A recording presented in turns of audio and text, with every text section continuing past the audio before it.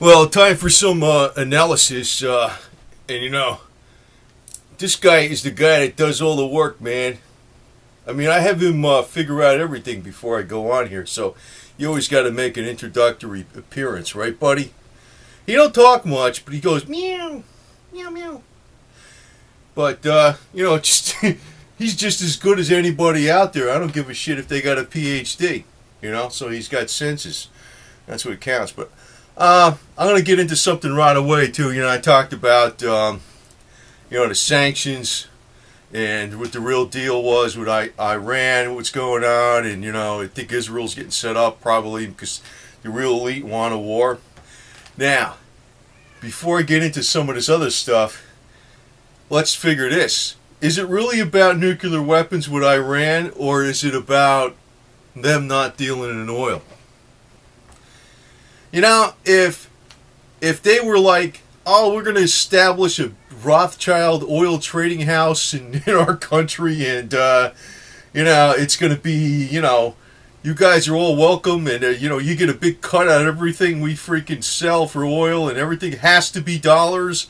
See, the thing is, they're doing even worse than They're doing worse than what Saddam did. Saddam was like, well, I think it might have been his sons. I don't know if he was alive then, but Saddam switched to euros, and then they had, Gaddafi went to try to get to the golden dinar. So Iran says no dollars. Period. We don't even accept them for our oil. That didn't change. So why is there a deal? What's the problem? What's the problem? You know what I'm saying with this whole thing? It's almost like, it has nothing really to do with the nukes. It really doesn't. That's something that's upsetting Israel more than anything. The Western elite, they want a war in there. They want tensions. Now, the other thing that came up, and I put this out because I put a separate video on it, but it's an oil discovery in Australia, the Icke Basin, right? It's 40 times larger than all the oil they thought they had for oil reserves in Australia. It's about as big as what Saudi has, or what Saudi says they have. It may turn out that this Icke Basin probably has more than Saudi in Australia. So the whole thing's like a game changer, basically. Who the hell even needs Iran? Who needs them? There's more oil in Australia. And then, of course, there's alternative energy, like even if you didn't get into the Nikola Tesla stuff and everything else that's out there really fancy with doing electrolysis of water and stuff. Yeah, if you just grew industrial hemp, it'd take, but the oil's it's a racket, so they're not going to do that. But so what's the deal here? I mean, they know about this Icke Basin, so it's not even over oil, and they're looking to freaking start a war. They're playing a game, so whatever. But it's almost like it cracks me up sometimes. I look on YouTube and I know what I know, like Vladimir Putin's. I don't know. He's like semi-popular, I guess. I think he's slick, right? I'm flipping subjects here, but just to give you an idea, sometimes people are like unbelievably naive. How did that guy get into power? Right? He got into power when apartment buildings blew up. The Chechen rebels did it, supposedly, so he can wage war in Chechnya against all the Muslims, right? Well, it was actually the FSB and the KGB that blew the building up, and Russians figured it out a long time ago because the explosives used were the only stuff available for the FSB. So it was an inside job, so he can go off and kill Muslims. But Muslims consider this guy like a hero today. You see this all over freaking YouTube, like, oh yeah, he's out there. They got videos of him when he's in his pajamas and stuff like that, and music in the background. And I'm like, everything you see on the surface just is not how it is. It's just not how it is. So what can I say? What can I say? Now with the metals, I think 2014, like I've been saying, is going to be a good year because of, problems. What else is new, right? Why do metals go up? First off, for fears. I'm talking precious metals, gold and silver, right? But they never resolved the problem in October. And I keep saying this, I'll say this every video, that George Soros bet. Hey, he made that big bearish bet on the S&P. It didn't play out yet. It's going up. You know, all the Wall Street analysts now, they're starting to say, oh, no, you're starting to change your mind about, you know, there's people saying there's going to be 40, 50% correction in the markets. Some people saying a 15% correction in the equities markets are going to stay flat for a while. And, you know, now they're backing off. I smell bullshit. And I'll tell you a reason why. Because the metals prices also tell you something what's going on in the underlying economy. They're saying there's a recovery right now. So, but you know what?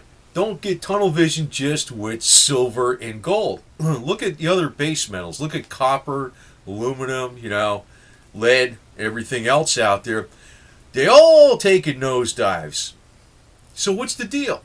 If there's an economic recovery, hey, let's just go back to square one. Let's keep it simple. Dr. Copper.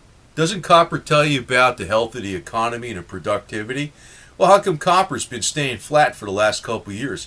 It took a nosedive along with silver and gold here just, you know, in the last couple of days, right?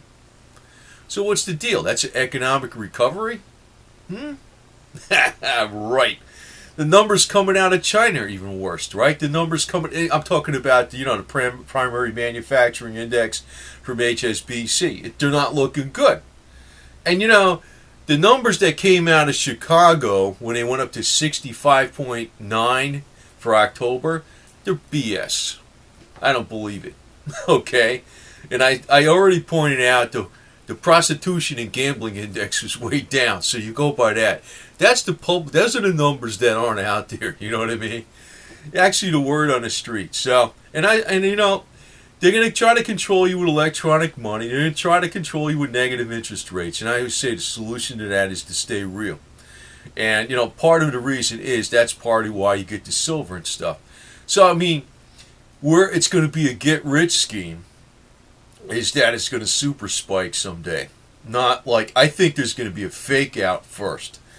I think in 2014, I don't know when Israel's going to strike, you know. I think they're getting set up.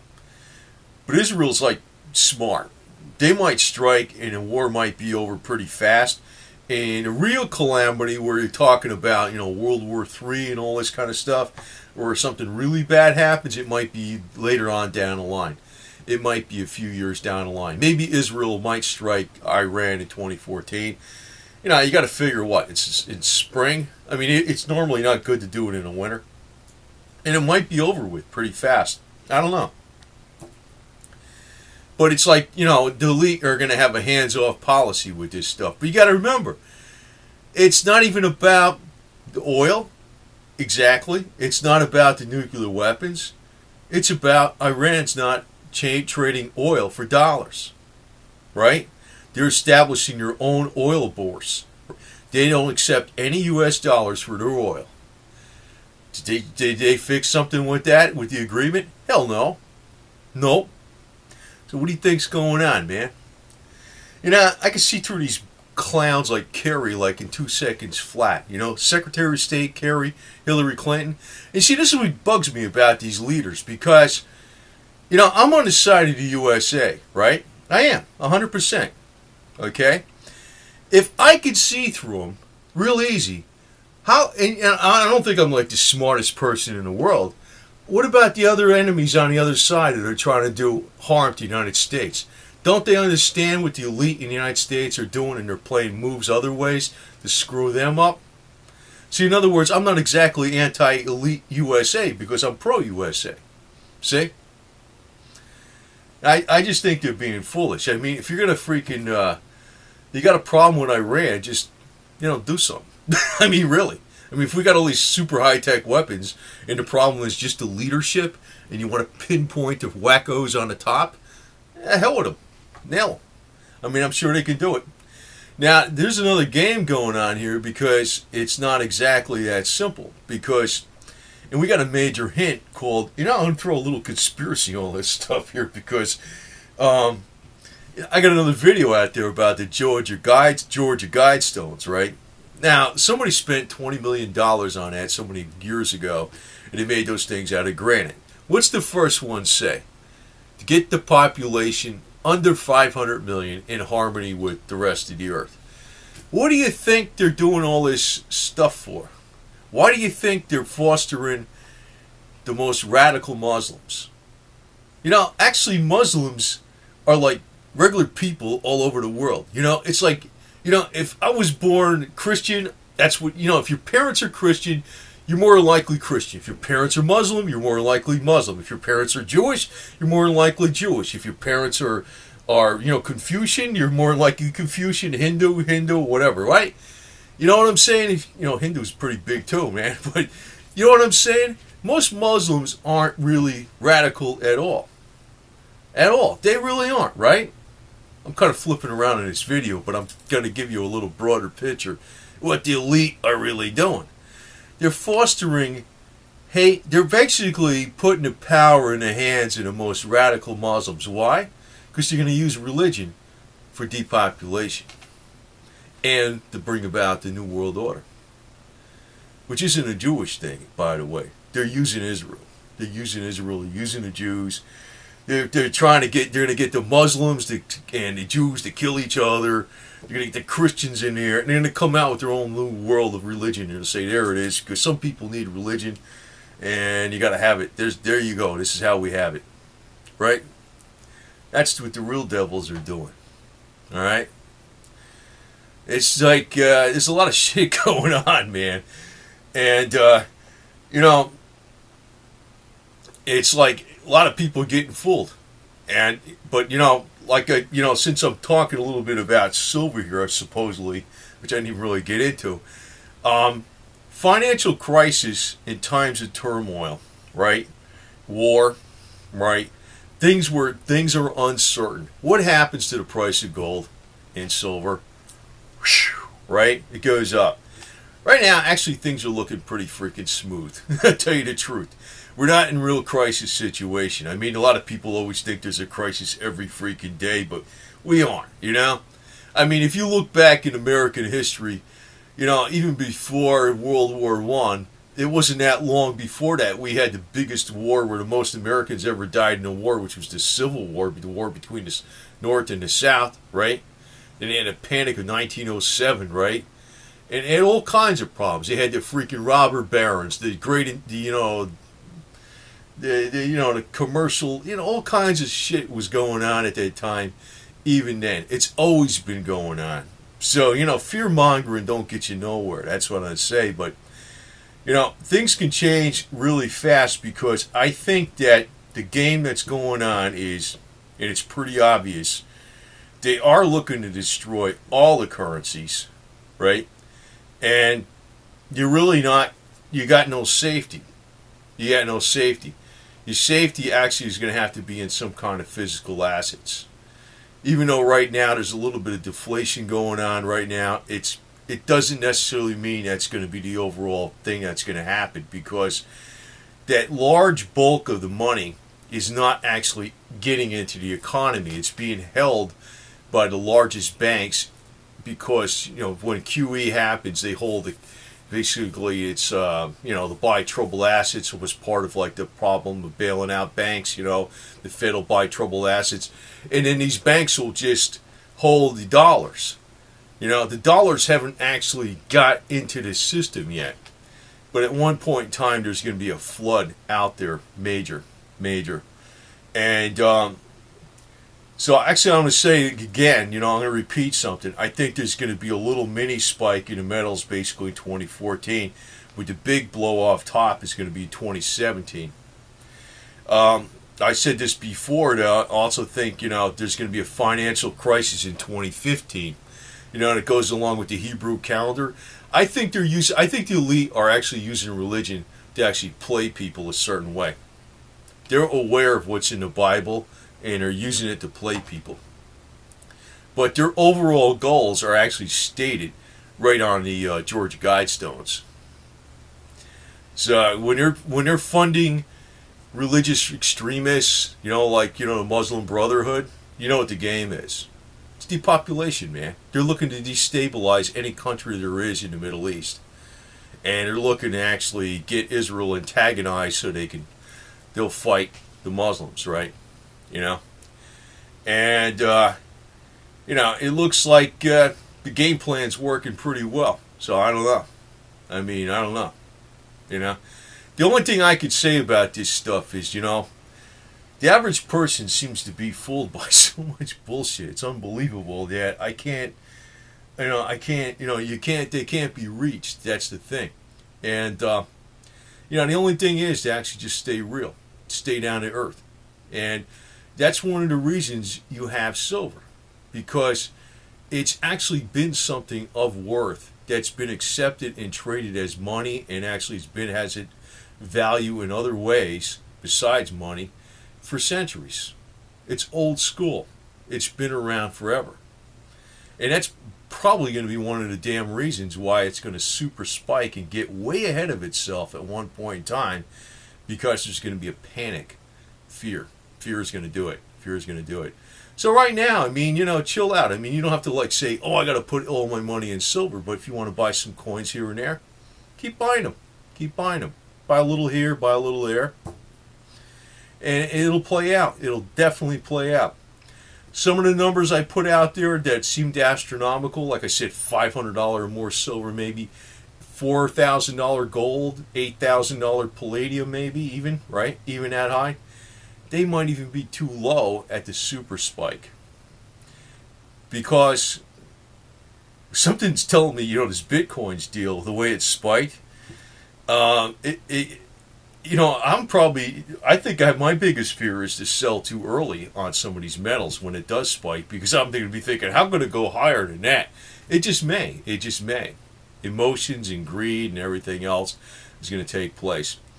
But, some of the premises they have today where they're talking about, I'm repeating this again, but, I talked about, they're saying that the markets are going to go up forever, right? They're talking about the markets going up forever. And I say no. I say that's BS. They're throwing you a curveball there, because, I think they're going to correct first, and maybe Dow will go over 20,000, but I don't think it's going to go straight to 20,000. The reason I'm saying this is that George Soros bet, for one. But that is a major reason, because I don't think that guy's stupid at all. But another thing is, the actual economy is not rosy. And it's not, don't just focus in on gold, silver, platinum, and palladium prices. Look at, your aluminum, copper, Dr. Copper, lead, zinc.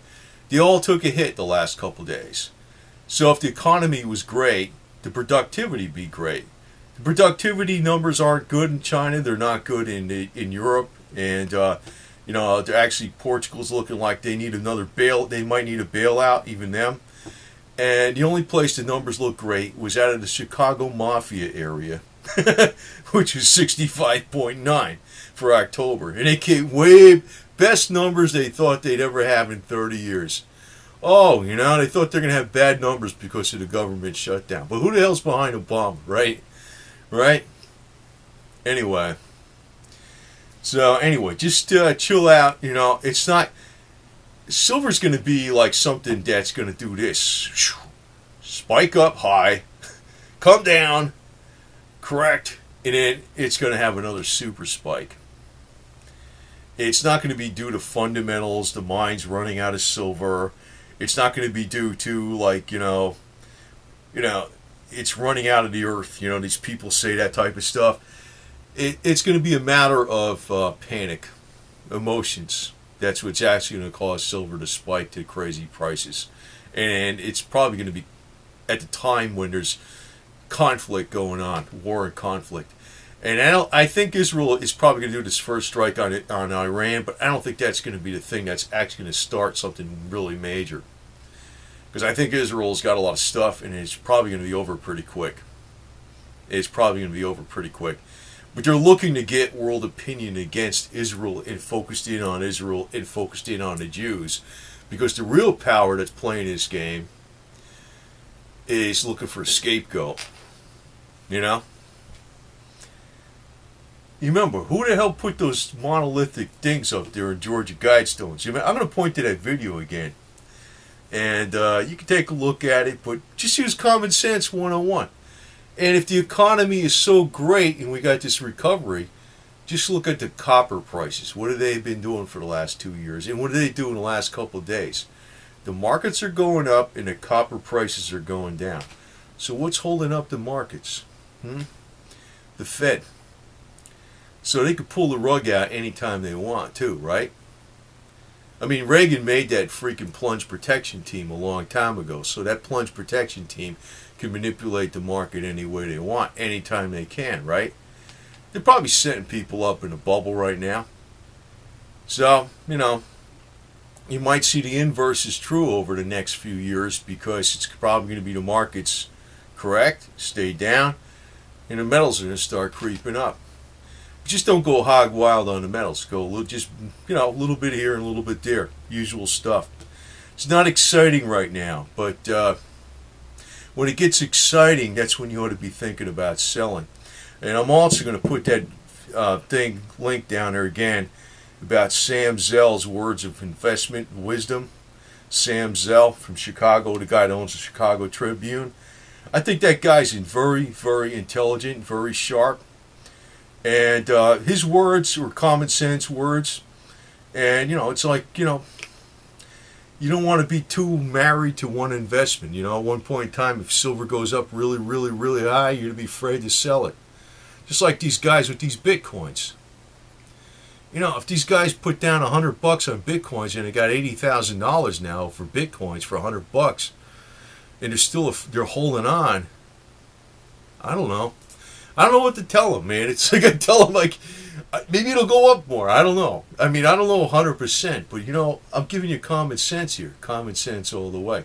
And I think silver is going to super spike at one point in time and hit some freaking crazy numbers that you just won't believe.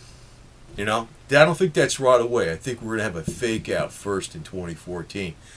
So, two things. Like I said, the possibly Israeli strike on Iran, and the other thing is the budget crisis is going to be coming up in early 2014. But just don't buy this bullshit about the stock market going up right now. It's probably going to hit 20,000 eventually, but I think it's going to correct first. So I said a lot of different things on here, so take it as it is. The elite are actually looking to depopulate, and are using religion through part of that way of doing it too. So, it's a lot of games going on, man. And Putin the cat, he knows everything. So, he tells me what's up. So, you can always trust a cat. You can't trust people. Cats are more reliable, right?